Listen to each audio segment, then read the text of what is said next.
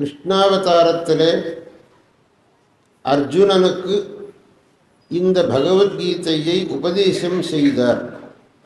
அப்போ சிலவா ஒரு கேள்வி கேட்பா, அர்ஜுனனுக்கு தானே உபதேசம் பண்ணினார், நமக்கு எதுக்கு அது அப்படின்னு சொல்லி.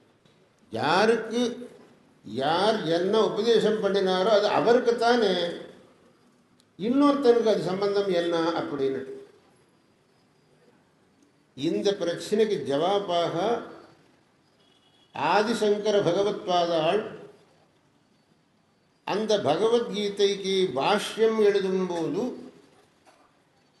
அர்ஜுனம் நிமித்தீகிருத்திய லோகாய பகவான் பகவத்கீதாம் உபதிதேச அப்படின்னு சொல்றார்.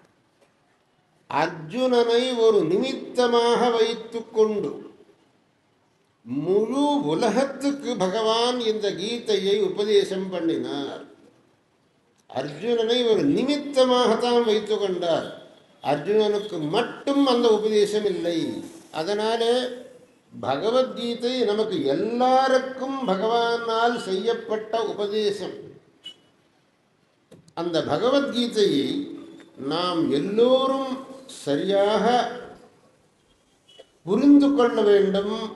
அங்கே பகவான் என்ன உபதேசம் பண்ணியிருக்காரோ அதபடி ஆச்சரணம் செய்வதற்கு முயற்சி செய்ய வேண்டும்.